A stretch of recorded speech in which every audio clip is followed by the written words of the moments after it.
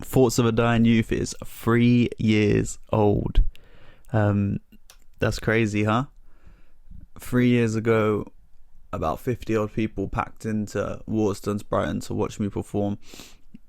The process for releasing the book had begun about 10 years previously when I first arrived in Brighton, and I walked into an open mic unaware of what I'd find, a couple of little poems in a book of mine, and the people there lifted me up and showed me that I could perform my work.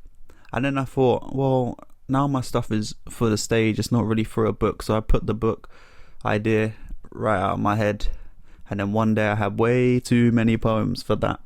So what I did, I put them into a book.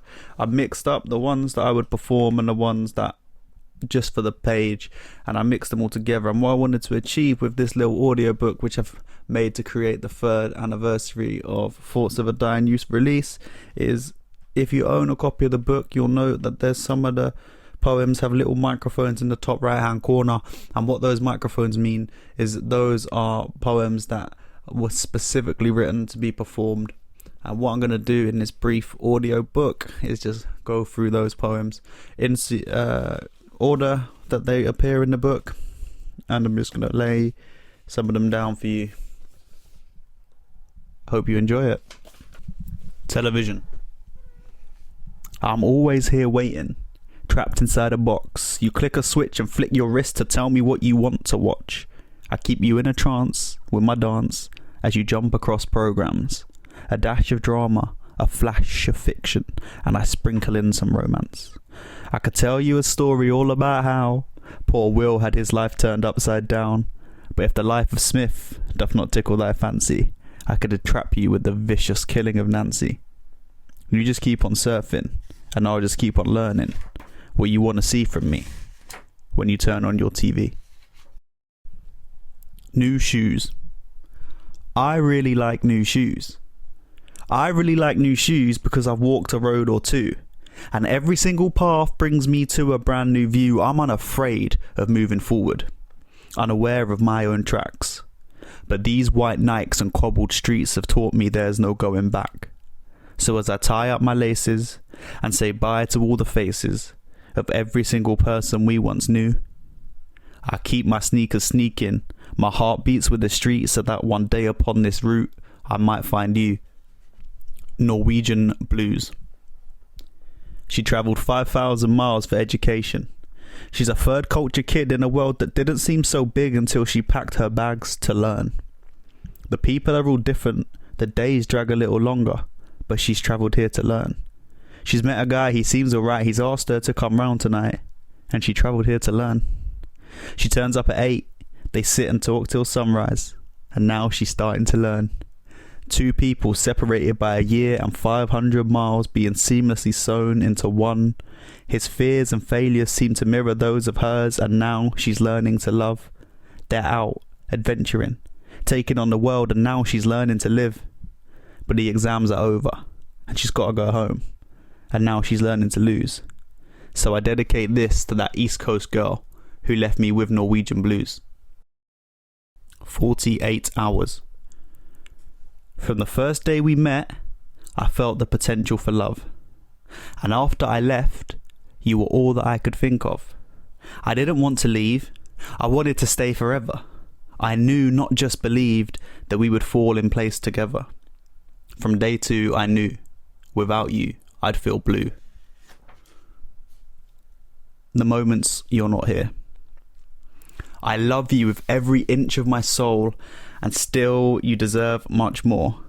In times of irrational thought like this, I wonder, what does she want me for? But when I sleep, I dream. I see what we've become. Two paths met, travelled together, and now exist as one. There's so much more I have to give, so much harder I must try. The realization that I'm not good enough hits, and in times like these, I cry. It proves to me I'm weak, but beside you I grow strong. My mind's aware you are the one for which my heart has longed. Before I sign this poem, I will end it with a tear, as all emotions fall to pieces in the moments you're not here. Fuck. She's my favourite fricative. Fuck. And boy, could she fuck. Teasing a whisper from the tip of my tortured tongue. Fuck. The guilt-laden afterthought. Fuck. I knew it shouldn't have happened. Fuck. But I'm so glad that it did. Fuck. Laying awake as she slept. Fuck. The storm in my head is silent. Fuck. My skin tightens. Fuck. My ribcage stretches. Fuck. A vain attempt to get my heart as close to her as humanly possible. Fuck. But that is not who we are. And this is not what's expected of us. So all I can say is fuck. Losing my mind. I took my brain out of my head. I let my mind wander free. It turned around, took a look back and ran the fuck away from me, screaming. Somebody get me away from this idiotic, moronic, self-righteous, self-confessed prophet program never to try before he knocks it.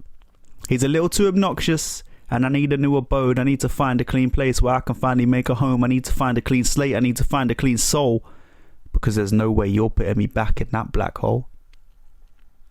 Well, I let him take his time. I let him search for someone better. Then I found out his address and I sent to him this letter.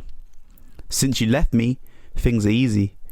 I'm no longer losing sleep, with thoughts of pain and agony, and that's a positive, you see. Yeah, you're right, the hole was black, but my heart, it beats red.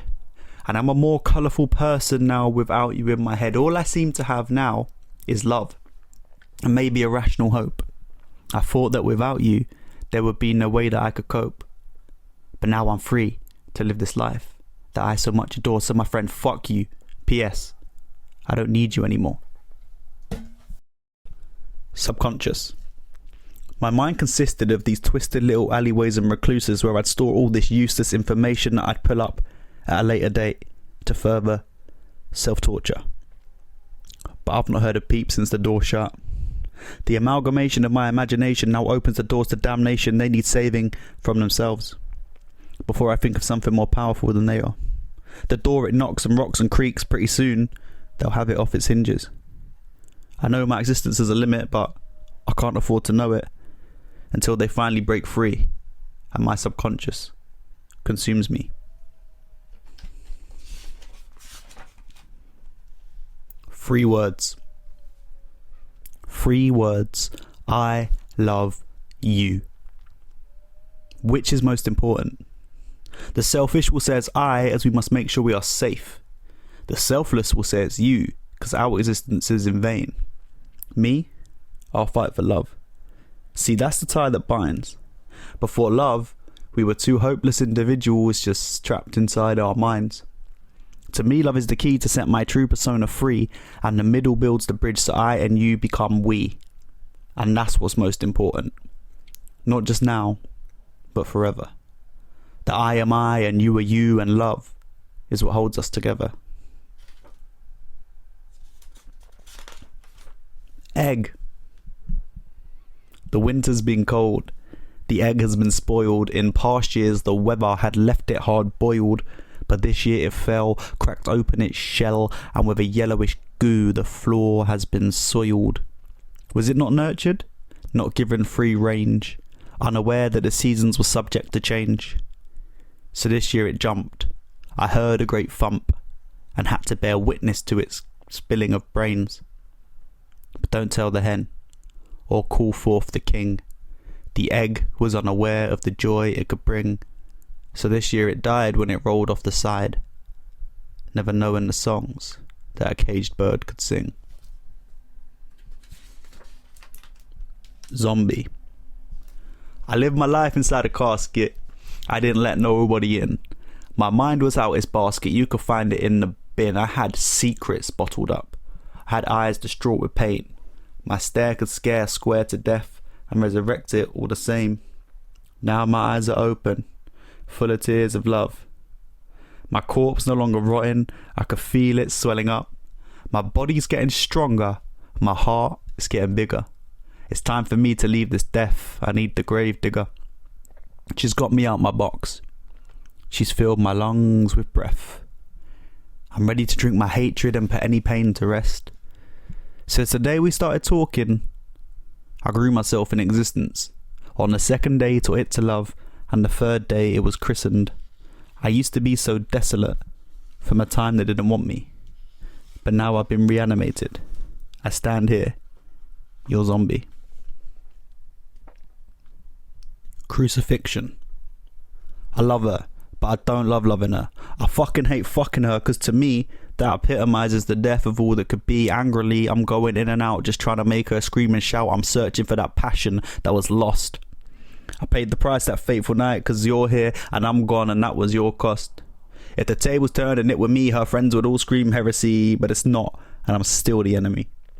So crucified, I died, was buried and resurrected. Now she regrets it, wants me to forget it, thinks I'm pathetic. It's so poetic. I can't see no justice. Inside my mind, I see her eyes and realise she's part of me until the day I die. So I rip out my beating heart and throw out this fucking art and watch the blood just saturate the paper. I sit and smile for a while and collate the hate and pain to drain me later. Beaming home. What's a house and what's a home? How can this be a home when you've left me here alone by myself? And with my health, I could be doing anything. I could be swinging from the fan blades attached to the ceilings, or in the kitchen with a knife just trying to take my life. Instead, I'm stuck in bed. That's the third day in a row I've screamed and called for help, but you can't hear me, no, because you've walked out of the door and disconnected your phone. We built a house on hope and love. You had a dress and named our daughter. Ever since you left, it's been nothing more than bricks and mortar. We built walls to keep the evil out, but filled the space with pain. I saw a homeless man today.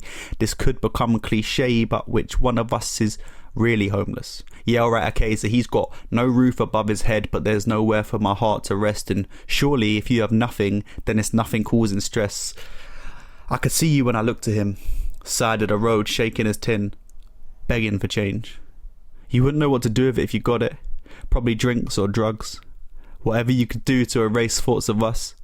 Those thoughts are now just ghosts in a house we called a home, because you made two of us homeless when you left me here alone. Consumption.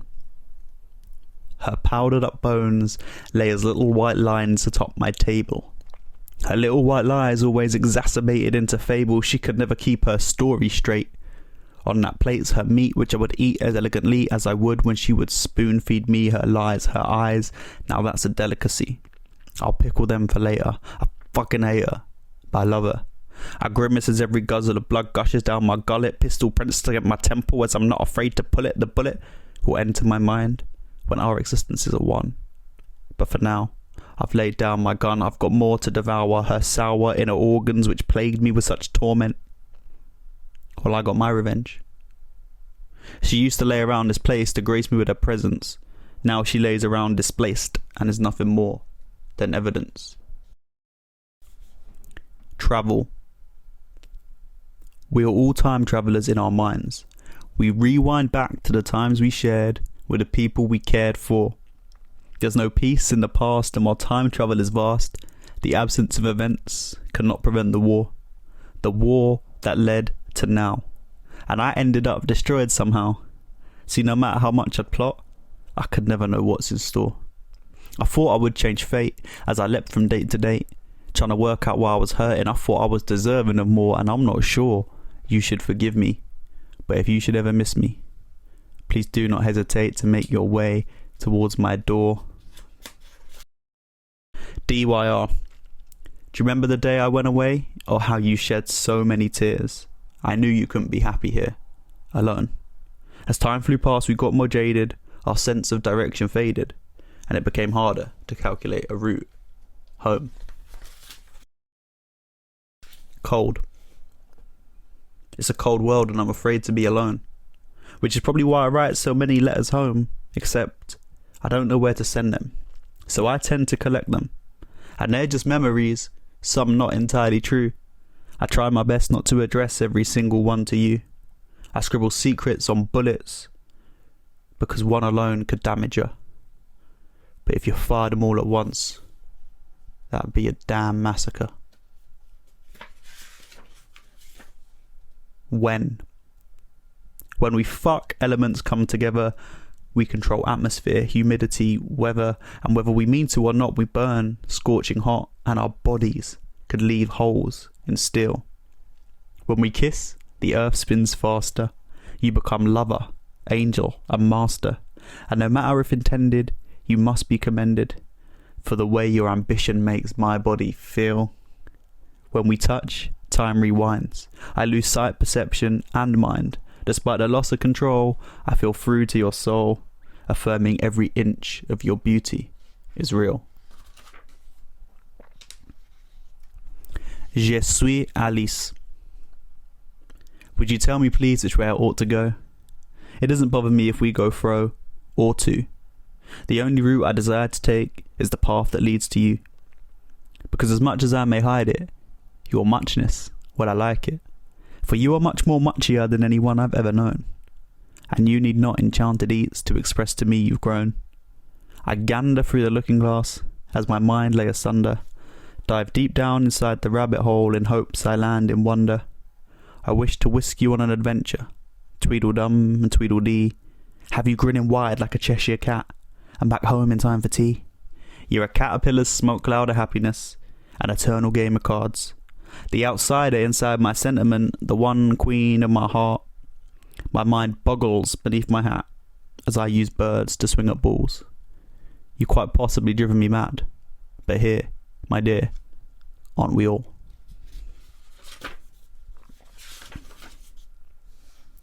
Cluttered mind. My mind is filled with noise, water crashing against huge rocks, lightning striking metal, endless ticking clocks. My mind is filled with pictures, murder, knives and guns, long and endless hallways, savage setting suns. My mind is filled with sadness. I believe my brain is blue. The only time my mind lays still is when I think of you. Empty mind. My mind is empty. Words pour from my eyes. Moisture pulls apart the sealant holding together this disguise. There's an ocean of emotion that comes leaking from my face. I try to bleed on paper so that it does not go to waste. It's hard to keep on moving, feeling so defeated, with a giant mountain of doubting just keeping me depleted, with no call for creativity and no want of clever whips. It's hard for me to find a reason for words to pass these lips. So I close myself off. I only publish half a story. I've given up my lifeblood, left my hallway looking gory, but now there's nothing left but a shell to analyze pain. How blessed we are to receive hearts, but so cursed to be given brains.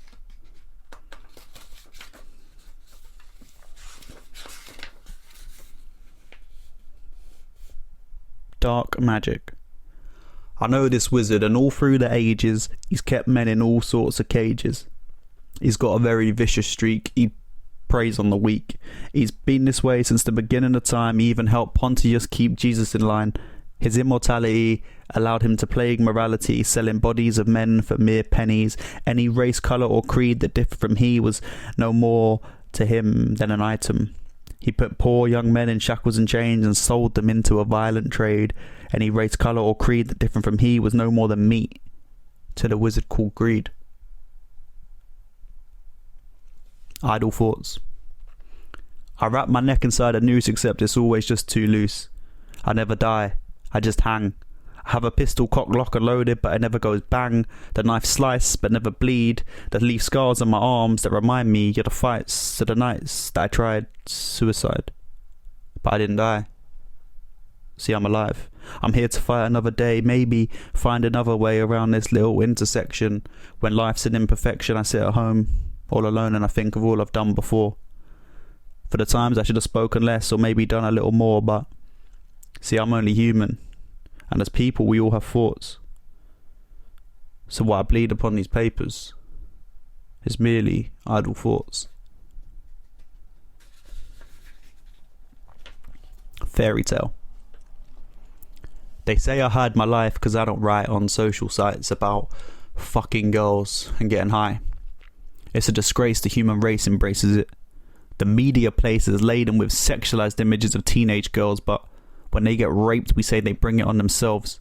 With no fault, the fault's placed on the victim. Man, we just sold the image. She wasn't meant to depict it. None of this was intended. Last year, over 85,000 women felt their lives were ended. When did men decide they could roam the streets just looking for girls? Am I the only one who sheds a tear, wondering why I'm sitting here and what the fuck goes wrong with this world? Sometimes I put a lot of blame on myself. I shouldn't be sitting here just screaming out for help. But I see the world burn as the fucking earth turns. And I just need to know where I fit in before I'm in my urn. There's wars to kill the poor, which are democratically voted for. Soldiers overseas who will never see their families because they die for the right to fight. It's right to take what's yours, that's why we take from the poor, and everything we always take is always taken granted for. The internet has killed the printed press, so we can voice opinion. Look, we all want to preach through tweets, but not once do I see wisdom. We're just living in the kingdom of the animals, the kingdom of the cannibals. I want to tear apart my brain. I collect pills with hypochondriacs and drug addicts, zombies clawing out of plastic pill packets. It's the walking dead, don't do no talking dead. And doc, these meds ain't working, I need something to snort instead. The world's fucked, there's no one here to fix it. Man, Jimmy Savile's dead and there's a whole other list of evil men in our TVs or monsters in our homes. Now we can't protect ourselves from what that media make us sown, and they've watered us with hate, and as a people, yeah, we've grown global warming. That's a warning, you'll be cold before you're old. I'm mourning the death of anything I was ever told, returning receipts for anything I was ever sold. Man, listen to what I'm saying, because this is of grave importance. Before you're in your grave, find a source of happiness and milk that for what it's worth. Since birth, it's all you've deserved. See, we've all done something worthy of death, but we forgive and forget. We don't live to regret. We just feel the atmosphere of laughter. We live for now, not once upon a time. And we ain't getting no happily ever afters. Adult. Until recently, I've been ungrown. It's not to say I was a kid. I was very much 26 years old. I mean, I was afraid. I was never Batman, the brave, or the bold. I love that show. But that's exactly what I mean. I've been anchored down by childhood dreams. Suddenly everything falls apart at the seams when reality sets in. When you go to bed a pauper, but dream you're a king. Wake up every day to the same damn thing. It's so tiring. I jump in the shower with my jaded thoughts. Should I jump ship or fight this blip with navy swords? Lately, I don't smile much, but baby, maybe yours is the reason that I'm moving forward. Cause if I stop, well then I drown. And I'm not trying to let you down, you've built this perfect bubble around us, and I'm not trying to make a sound, cause if it pops and it drops and the pieces hit the ground, we could recuperate, but there's no way we'd make it round. That's too many jagged edges. And I'm not looking for frenzied contracts or panic ledgers. That's just existence. Pieces not quite fitting and bits is missing. Thought we were smooth sailing, but the waves is causing friction. And you tell me to cut the crap, but still I'm bleeding fiction. But then I read between the lines, and suddenly I'm fine. But when your heart's half asleep, well then your body tends to mime. Trapped inside a box, it's funny what you clock when you stop your watch and read the time. Depression has no reason and this pressure has no rhyme. And like that, I grow up. My feet no longer stuck in the mud. No need to break free. No need to give up. I am adult.